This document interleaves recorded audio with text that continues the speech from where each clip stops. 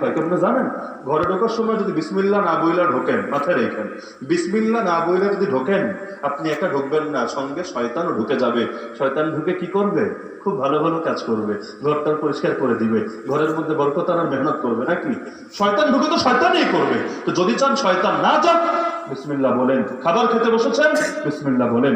স্ত্রীর সাথে মেলামেশা করবেন, কাম শুরু করার পরে না, আগে। দোয়া পড়ার জায়গা আছে, অনেকে বাথরুমে দোয়া পড়ে বাথরুমে ঢোকার পরে, জানেন না? বাথরুমে দোয়া পড়ে ঢোকার পরে অথচ পড়তে হয় কখন? আগে। বাথরুমের ভেতরে আল্লাহর নাম নেওয়া তো বেয়াদবি, আগে পড়েন, আগে। একইভাবে সহবাসের দোয়া আগে। কি দোয়া? আল্লাহুম্মা জান্নিবনা শাইতান। এক নম্বর কথা, আল্লাহ আমাদের থেকে শয়তানকে দূরে রাখেন। অর্থ দেখেন, হে আল্লাহ। আরবি না পারলে বাংলা বলবেন, বাংলা তো পারবেন। হে আল্লাহ, আমাদের থেকে শয়তানকে দূরে রাখেন। ওয়া জান্নিবিশ শাইতানা মা রাযাকতানা, এবং আমাদেরকে যে সন্তান দিবেন তাকেও শয়তান থেকে দূরে রাখেন। যদি শয়তান ঢোকার ভয় না থাকতো, নবী এই দোয়া শেখাতো? আরে বলেন না, শেখাতো? প্রশ্নই আসে না। তাহলে যদি এই দোয়া না পড়েন, আপনাকে, আপনার স্ত্রীকে, আপনার সন্তানকে, সবাইকে ক্ষতি করতে পারে কে? শয়তান। তো শয়তান থেকে বাঁচতে চাইলে এই দোয়া পড়াই লাগবে। আল্লাহুম্মা জান্নিবনা শাইতান ওয়া জান্নিবিশ শাইতানা মা রাযাকতানা। একবার অন্তত আমার সাথে বলেন, আল্লাহুম্মা আল্লাহুম্মা আল্লাহুম্মা আল্লাহুম্মা জান্নিবনা শাইতান জান্নিবনা শাইতান জান্নিবনা শাইতান ওয়া জান্নিবনা শাইতান জান্নিবিশ শাইতানা وجنب الشيطان ما رزقتنا মা রাযাকতানা। আবার যুবকরা বাসায় গিয়ে মিছিল শুরু করেন না, হুজুর তো দোয়া শেখাই দিয়েছে, আব্বা আর কয়দিন আমাদের দূরে দূরে রাখবা, দোয়া পড়া হয়ে গেছে, এবার বাকিটার ইন্তজাম করে দাও না। মাথা খারাপ করেন না, দোয়াটা শিখে রাখেন, কাজে দেবে ইনশাআল্লাহ। তো 1 নম্বর সবক, ইসলাম সম্পর্কে পূর্ণাঙ্গ শিখবো। আর 2 নম্বর সবক, যতটুকু শিখেছি ছড়ায় দিব।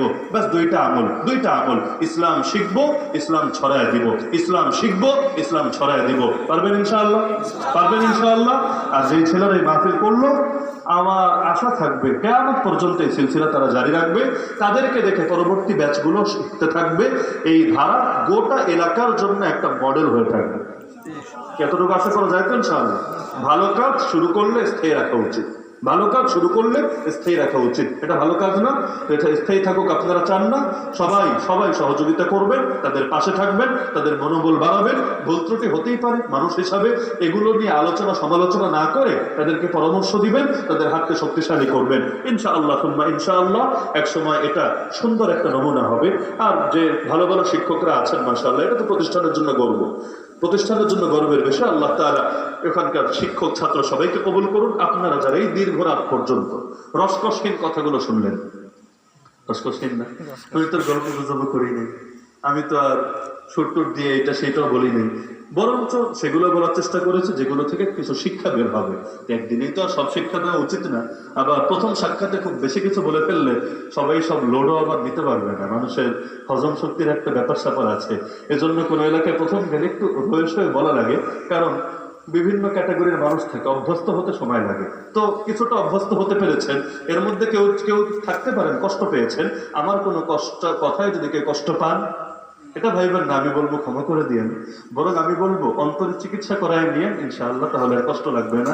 দিলে ভেজাল থাকলে ভালো কথায় মানুষের কষ্ট লাগে, এটা কথকের দোষ না, কথার দোষ না, আপনার দিলের দোষ। কোনো কথায় যদি কেউ কষ্ট পান, দলীয় কারণে, সাম্প্রদায়িক কারণে, স্বার্থগত কারণে, আল্লাহর ওয়াস্তে নিজের দিলের চিকিৎসা করায় নিয়েন ইনশাআল্লাহ, তাহলে আর কষ্ট লাগবে না। আল্লাহ আমাদের সবাইকে যে কথাগুলো আলোচনা হলো এগুলোকে আমলে আনার তৌফিক দান করুন। তো আপনারা যারা সবরের পরিচয় দিয়ে দীর্ঘ সময় পরে থেকেছেন, আমি দোয়া করি রব্বুল আলামিন সবাইকে আবারও জান্নাতুল ফিরদাউসে একত্রিত করুন, আমিন।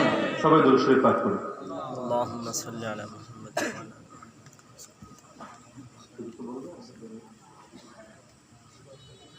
الحمد لله رب العالمين، والصلاة والسلام على سيد المرسلين وعلى آله وأصحابه أجمعين.